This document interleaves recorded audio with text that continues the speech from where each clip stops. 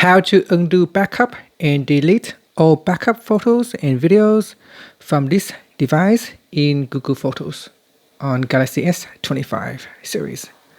First, tap on the home button to return back to the home screen.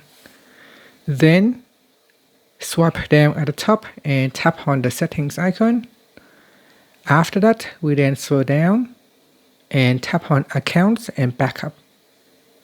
Now from here, we then scroll down and tap on backup data.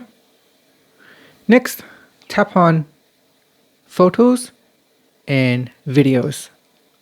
Then scroll down and tap on undo backup for this device.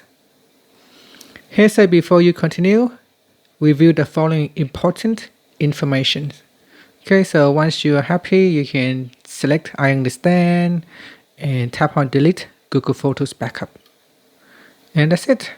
Allow your device to go through the library and delete those backup.